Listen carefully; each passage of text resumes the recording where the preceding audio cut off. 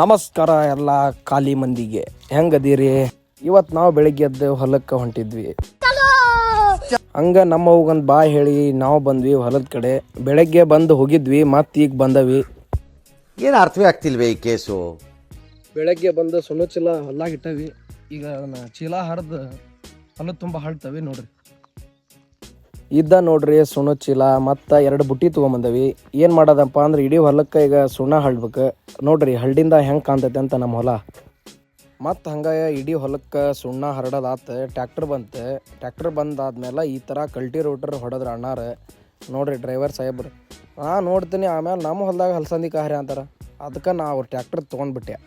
ನಾವು ಬಾಯಿ ಮುಚ್ಕೊಂಡಿದ್ದೀವಿ, ನಮ್ಮನ್ನ ಕೆಣಿಗ್ಬೇಡಿ. ಮತ್ತು ಹಂಗೆ ಡ್ರೈವರ್ ಅಣ್ಣ ಬಂದ. ನಾವು ಮನೆ ಕಡೆ ಹೊಂಟಿವಿ ಟ್ಯಾಕ್ಟರ್ನಾಗ.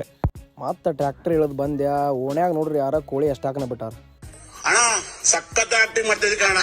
ಮತ್ತು ನಮ್ಮ ಅಣ್ಣನ ಶೆಡ್ ಕಡೆ ಬಿಟ್ಟು ಬರ್ಬೇಕಂತ, ಅದಕ್ಕೆ ಅವ್ನು ಬಿಟ್ಟು ಬರಾಕ ಹೊಂಟಾನಿ. ಅವನು ಅಲ್ಲೇ ಬಿಟ್ಟು ಮತ್ತು ನಾ ಊಟ ಡಬ್ಬಿನ ಅಲ್ಲೇ ಇಟ್ಟು ನಾ ಮತ್ತು ಮನೆ ಕಡೆ ಹೊಂಟ್ಯಾ ನೋಡ್ರಿ.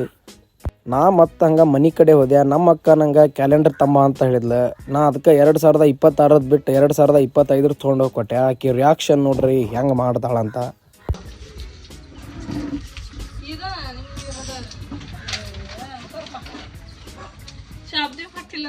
ಡೇಟ್ ನೋಡೋದ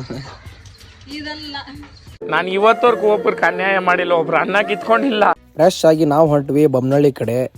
ಅಲ್ಲಿ ಹೋಗಿದ್ದ ಕೆಲಸ ಆಗಲಿಲ್ಲ, ಅದಕ್ಕೆ ನಾವು ವಾಪಸ್ ಬಂದ್ವಿ. ಬರ್ತಾ ನಮ್ಮ ಊರ ಕೆರೆಯಾಗ ಎಮ್ಮಿಗಳು ಈಜು ಬಿದ್ದಿದ್ವು.